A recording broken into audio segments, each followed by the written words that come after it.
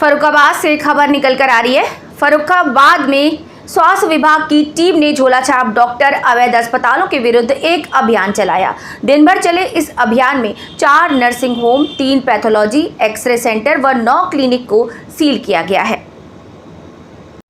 जी sir, जो अवैध nursing home और अवैध पैथोलॉजी को लेकर एक अभियान चला, क्या मामला था पूरा और क्या कार्रवाई की गई और आगे भी क्या इस अभियान में होता रहेगा?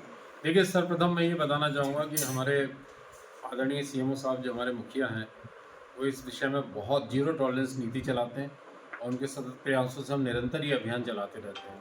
इस अभियान के पीछे एक और बल जो प्राप्त हुआ है, वो हमारे यशस्वी माननीय मुख्यमंत्री जी ने जो आदेश दिए हैं कि झोला साहब अब जाएंगे सीधे जेल, और लोगों से प्राप्त शिकायतों के आधार पर मेरे द्वारा आज ये अभियान शुरू किया गया नेकपुर 84 से, और नेकपुर 84 से सृष्टि लैब को सील करते हुए फिर मसैनी में मुझे एक मीरा हॉस्पिटल मिला जो अपंजीकृत है, लेकिन हिम्मत देखिए कि उन्होंने एक पेशेंट को ऑपरेट करा रखा है। तो मैंने उस मरीज़ को जो ऑपरेशन का था, उसे 5 दिन हो गए थे LSCS का, 102 एम्बुलेंस से जिला महिला अस्पताल में जाके शिफ्ट कराया और अस्पताल का OT लेबर रूम और पूरा अस्पताल सील किया। उसके सामने एक माँ शक्ति एक्सरे था, वो भाग गया था, उसको सील किया। तत्पश्चात मसैनी रोड पर मुझे कई अस्पताल मिले, जैसे एक श्याम हॉस्पिटल मिला जो कि 3री मंजिल पर चल रहा है और जिसका रैंप अमानक है। वहाँ के मरीजों को मैंने 108 एम्बुलेंस से जिला अस्पताल भेजा। इसके अतिरिक्त एक न्यू स्टार हॉस्पिटल है, वहाँ पर एक मरीज़ था, वहाँ के पेशेंट को 108 एम्बुलेंस से भेजा। तो इस तरीके से ये अभियान हमारा यहाँ से चल के राजेपुर से अमृतपुर और अमृतपुर से राजपुर के विषय में मैं बताना चाहूँगा कि बहुत शिकायतें आ रही थी यादराम राजपुर, और वहीं पर एक ओम पॉलीक्लिनिक और वहाँ से थोड़ा सा हट के करीब 200 मीटर दूर राजपुर से ढलान पर एक गौरव राजपूत की क्लिनिक जो बालाजी अस्पताल के नाम से वो संचालित थी। सबसे जो आश्चर्यजनक बात यह है कि इसमें हम ग्रामवासियों का उद्धार करना चाहते हैं, उनको इस अभिशाप से बचाना चाहते हैं, और उन्हीं के द्वारा कभी कभी हमें सपोर्ट नहीं किया जाता। मैंने जब बालाजी क्लिनिक को सील किया तो उसके अंदर डॉक्टर गौरव राजपूत ने अपने आप को बंद कर लिया था। जब मैंने सील कर दिया तो मेरे एक अधीनस्थ के पास फ़ोन आया कि साहब इसमें एक लड़का बंद है। मैं फिर लौटा पुलिस के साथ और मैंने वहाँ खोला तो देखा कि एक लड़का बंद था, कह रहा था मैं सो रहा था। Anyways that was his drama. वहाँ से उसको लेके पुलिस के हवाले किया गया, पुनः क्लिनिक सील की गई, और राजपुर में यादराम और उसके उसी मार्केट में कई पैथोलॉजी चल रही थी, और इनको अभी ये कार्रवाई होती है उसके बाद कई ऐसे हॉस्पिटल हैं जो खोल दिए जाते हैं। सर, आज 1 दर्जन से अधिक हॉस्पिटल आपने लैब सहित चेक किए हैं, इन पर क्या आगे क्या कार्रवाई रहेगी? देखिए, किसी को कहने से तो आप नहीं रोक सकते, आरोप लगाने से तो नहीं रोक सकते, लेकिन मैं इतना बताऊंगा कि जितनी ऑनेस्टी से हमारे सीएमओ साहब और जितनी पारदर्शिता के साथ काम करते हैं, मुझे नहीं लगता कोई और करता होगा।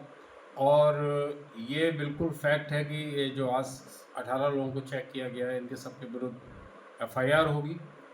त्यौहार कोई मतलब नहीं है। माननीय मुख्यमंत्री जी ने 4 दिन पहले आदेश दिया, तो आप इसको त्यौहार से रिलेट ना करें। ये एक त्यौहार के मौके पे और इसलिए ज़रूरी हो जाता है कि भीड़ भाड़ होती है, ज़्यादा लोग बीमार होते हैं और ये झोला छाप लोग उसका फ़ायदा उठाते हैं। इसके पीछे का आप ये आशा देखिए कि लोग बीमार ना हो, तो उस परिप्रेक्ष्य को दृष्टिगत रखते हुए ये सख्त अभियान चलाएगा। सर, कहीं ना कहीं ये लोग माफिया एक नेक्सस बन गया है, इसको तोड़ने के लिए स्वास्थ्य विभाग अब आगे क्या करेगा और ये ऐसे माफियाओं के खिलाफ जो एक्ट है वो क्या कहता है? देखिए, जहाँ तक नेक्सस की बात है, पोइट्री फॉर्मेशन की बात है, तो आपको याद होगा कि मैंने लगभग 1 महीने पहले पूर्व एक फर्जी रेडियोलॉजिस्ट को पकड़ा था और उसे जेल भेजा था, और वो विधुना का एक देव अल्ट्रासाउंड सेंटर था, उसके पास 12 रेडियोलॉजिस्ट के पेपर पाए गए थे।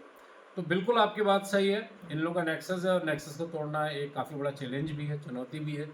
लेकिन अगर हम सरकार के प्रति वचनबद्ध हैं, प्रतिबद्ध हैं और जन जन तक ये लाभ पहुंचाने के लिए प्रतिबद्धता है हमारी, तो मुझे नहीं लगता है कि ये फोकस या ये पोइट्री या ये नेक्सस हमें अफेक्ट कर पाएगा। सर, यादराम का एक क्लिनिक था जिसको आपने बंद किया था, उसके अंदर जो एक आधार कार्ड की दुकान के बहाने लैब चला रहा था, वो ऐसा सुनने में आया कि वो आपके खिलाफ तहरीर देने जा रहा है। देखिए, ये तो सब लोग करते ही रहते हैं, जिसके विरुद्ध कार्रवाई होगी, और जो अवैध रूप से प्रैक्टिस करेगा वो अपने बचाव के लिए कोई ना कोई तो हथियार इस्तेमाल करेगा ही। तो मैं इन सब से जो हूँ निष्प्रभ हूँ, मुझे इन सब से प्रभाव सर नहीं पड़ता। इनको अगर हम माफिया कहें तो गलत होगा या सही होगा? बिल्कुल नहीं होगा, बिल्कुल सही है। एक तरीके से ये माफिया ही है, क्योंकि ब्लड बैंक अवैध रूप से चलाते हैं। मैं उसके पीछे ही पड़ा हूँ। मुझे ये भी सूचना मिली है कि कहीं नशीली दवाइयों का भी भंडार है, और अगर आप गलत ब्लड दे रहे हैं वो बिल्कुल एक माफियागिरी ही है। अगर आप ग्रुप में चढ़ा रहे हैं और आप एक उचित कार्रवाई हो रही है एडिशनल सीएमओ के द्वारा, अगर आप उसे अनुचित बताते हैं या तहरीर देते हैं तो दैट इज़ यूजलेस। तो गवर्नमेंट की प्राथमिकता का कार्यक्रम है, माननीय मुख्यमंत्री जी की प्राथमिकता का कार्यक्रम है कि हम झोला छापों को करें।